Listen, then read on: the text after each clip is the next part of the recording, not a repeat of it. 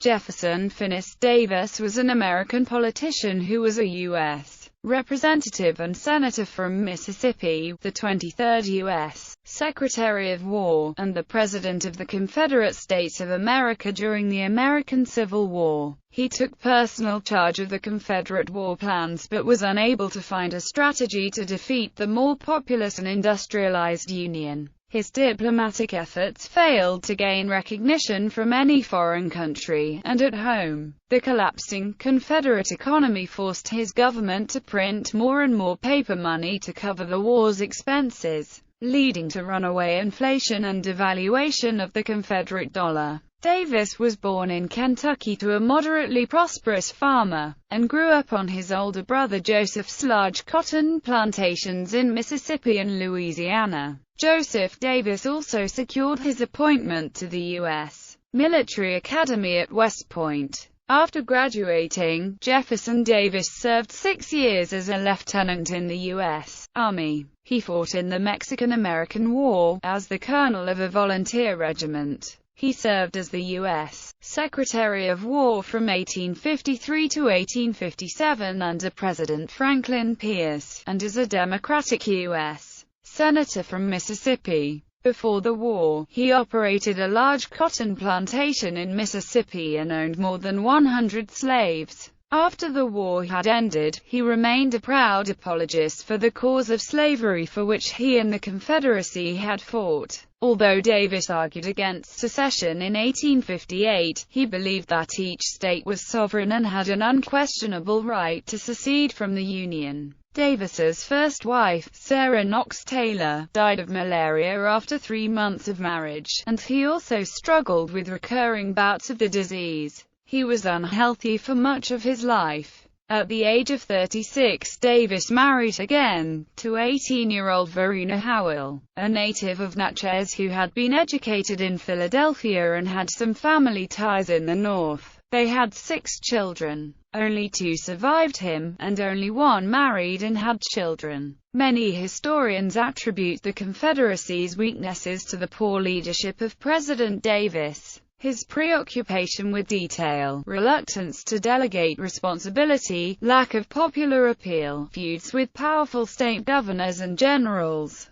favoritism toward old friends, inability to get along with people who disagreed with him, neglect of civil matters in favor of military ones, and resistance to public opinion all worked against him. Historians agree he was a much less effective war leader than his Union counterpart Abraham Lincoln. After Davis was captured in 1865, he was accused of treason. He was never tried and was released after 2 years. While not disgraced, Davis had been displaced in ex-Confederate affection after the war by his leading general, Robert E. Lee. Davis wrote a memoir entitled The Rise and Fall of the Confederate Government, which he completed in 1881. By the late 1880s, he began to encourage reconciliation, telling Southerners to be loyal to the Union. Ex-Confederates came to appreciate his role in the war, seeing him as a Southern patriot, and he became a hero of the lost cause in the post-Reconstruction South. Early life and first military career. Davis's paternal grandparents each immigrated separately to North America from the region of Snowdonia in North Wales in the early 18th century.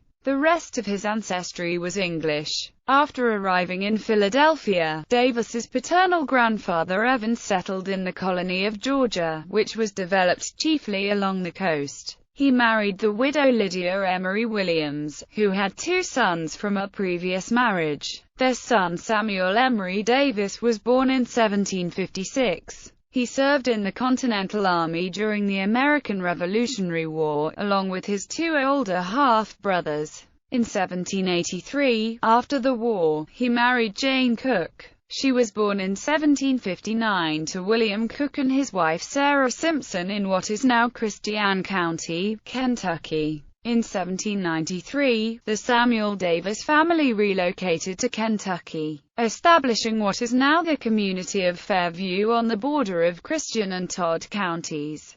Samuel and Jane Davis had 10 children. Joseph was the oldest son, born in 1784. Jefferson was the last and was born on June 3, 1807 or 1808, on the Davis homestead in Fairview. The year of his birth is uncertain. Davis gave both 1807 and 1808 at different points in his life. Samuel had been a young man when Thomas Jefferson wrote the Declaration of Independence in 1776. Jefferson was the third president of the United States, and Samuel, admiring him greatly, named his last son after the president.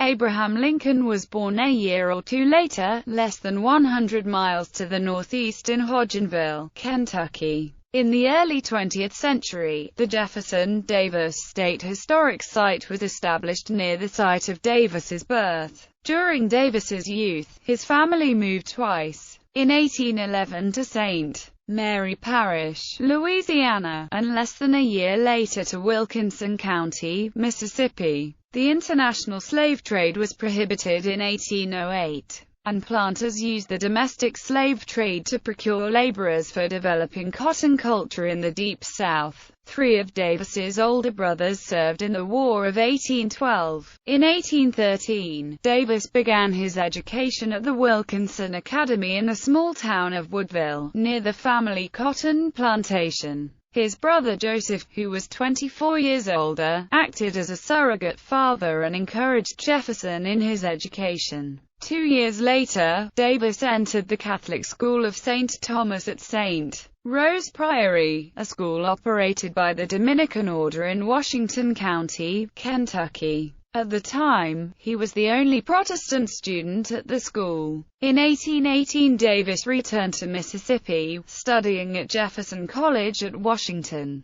3 years later, in 1821, he returned to Kentucky, where he studied at Transylvania University in Lexington. His father Samuel died on July 4, 1824, when Jefferson was 16 years old. Joseph arranged for Davis to get an appointment and attend the United States Military Academy starting in late 1824. While there, he was placed under house arrest for his role in the Eggnog Riot during Christmas 1826. Cadets smuggled whiskey into the academy to make eggnog, and more than 1/3 of the cadets were involved in the incident. In June 1828, Davis graduated 23rd in a class of 33. Following graduation, 2nd Lieutenant Davis was assigned to the 1st Infantry Regiment and was stationed at Fort Crawford, Prairie du Chien, Michigan Territory. Zachary Taylor, a future President of the United States, had assumed command shortly before Davis arrived in early 1829. In March 1832, Davis returned to Mississippi on furlough, having had no leave since he first arrived at Fort Crawford. He was still in Mississippi during the Black Hawk War, but returned to the fort in August. At the conclusion of the war, Colonel Taylor assigned him to escort Black Hawk to prison. Davis made an effort to shield Black Hawk from curiosity seekers,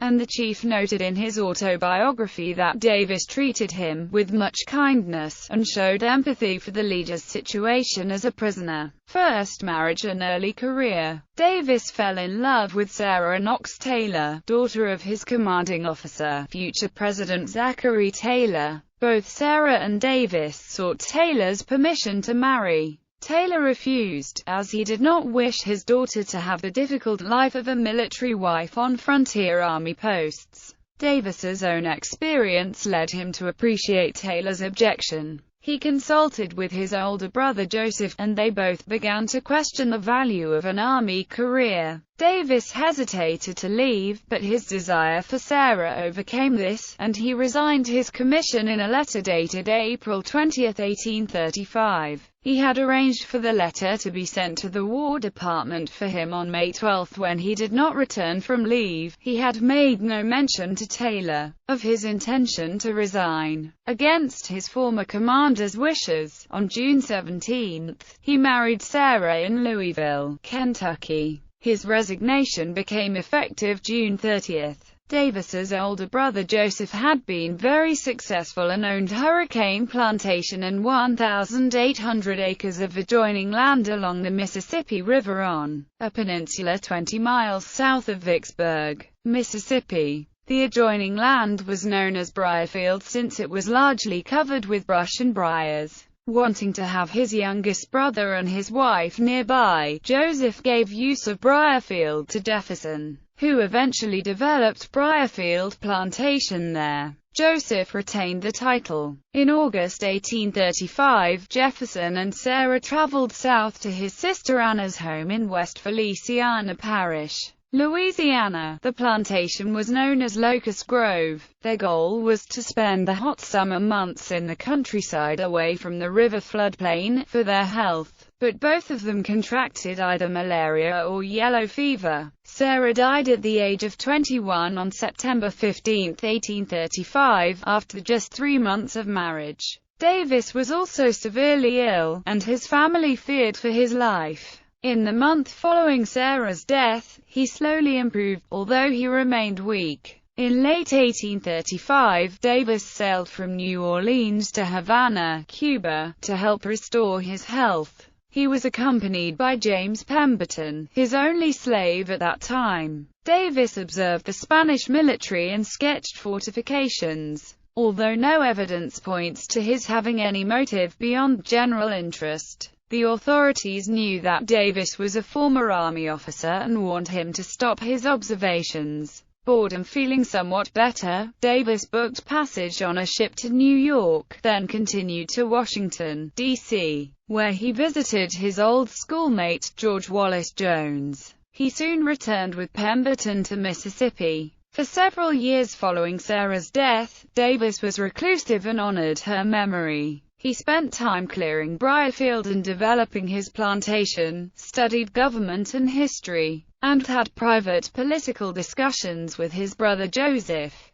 By early 1836, Davis had purchased 16 slaves. He held 40 slaves by 1840, and 74 by 1845. Davis promoted Pemberton to be overseer of the field teams. In 1860, he owned 113 slaves. In 1840, Davis first became involved in politics when he attended a Democratic Party meeting in Vicksburg and, to his surprise, was chosen as a delegate to the party's state convention in Jackson. In 1842, he attended the Democratic Convention, and, in 1843, became a Democratic candidate for the State House of Representatives from the Warren County Vicksburg district. He lost his first election. In 1844, Davis was sent to the party convention for a third time, and his interest in politics deepened. He was selected as one of 6 presidential electors for the 1844 presidential election and campaigned effectively throughout Mississippi for the Democratic candidate James K. Polk. Second marriage and family. In 1844, Davis met Finis Banks Howell, then 17 years old, whom his brother Joseph had invited for the Christmas season at Hurricane Plantation. She was a granddaughter of New Jersey Governor Richard Howell. Her mother's family was from the South and included successful Scots-Irish planters.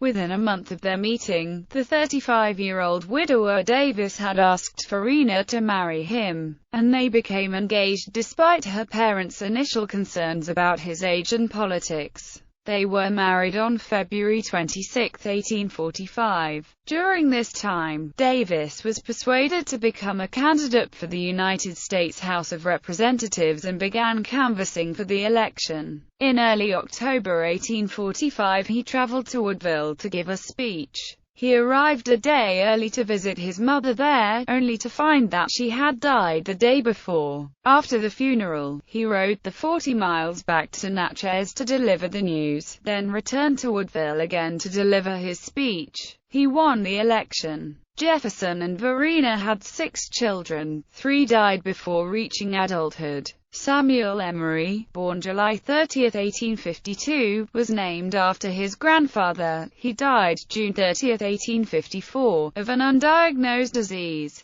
Margaret Howell was born February 25, 1855, and was the only child to marry and raise a family. She married Joel Addison Hayes, Jr., and they had 5 children. They were married in St. Lazarus Church, nicknamed the Confederate Officers' Church, in Memphis, Tennessee. In the late 19th century, they moved from Memphis to Colorado Springs, Colorado. She died on July 18, 1909, at the age of 54. Jefferson Davis Jr. was born January 16, 1857. He died of yellow fever at age 21 on October 16, 1878, during an epidemic in the Mississippi River Valley that caused 20,000 deaths. Joseph Evan, born on April 18, 1859, died at the age of 5 due to an accidental fall on April 30, 1864. William Howell, born on December 6, 1861, was named for Verina's father. He died of diphtheria at age 10 on October 16, 1872. Verena Ann, known as Winnie, was born on June 27, 1864, several months after her brother Joseph's death.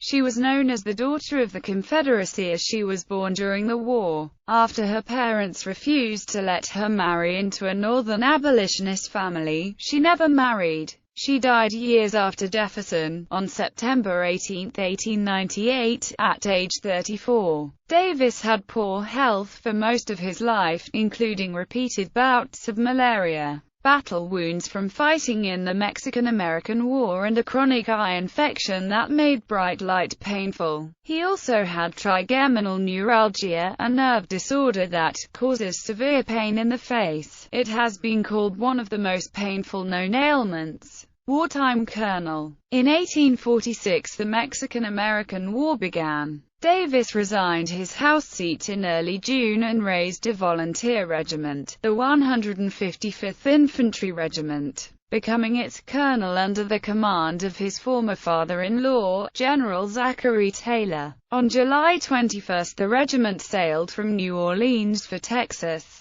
Colonel Davis sought to arm his regiment with the M1841 Mississippi rifle. At this time, smoothbore muskets were still the primary infantry weapon, and any unit with rifles was considered special and designated as such. President James K. Polk had promised Davis the weapons if he would remain in Congress long enough for an important vote on the Walker tariff. General Winfield Scott objected on the basis that the weapons were insufficiently tested. Davis insisted and called in his promise from Polk, and his regiment was armed with the rifles, making it particularly effective in combat. The regiment became known as the Mississippi Rifles because it was the first to be fully armed with these new weapons. The incident was the start of a lifelong feud between Davis and Scott. In September, Davis participated in the Battle of Monterey, during which he led a successful charge on the La Teneria fort. On February 22, 1847, Davis fought bravely at the Battle of Buena Vista and was shot in the foot, being carried to safety by Robert H. Chilton.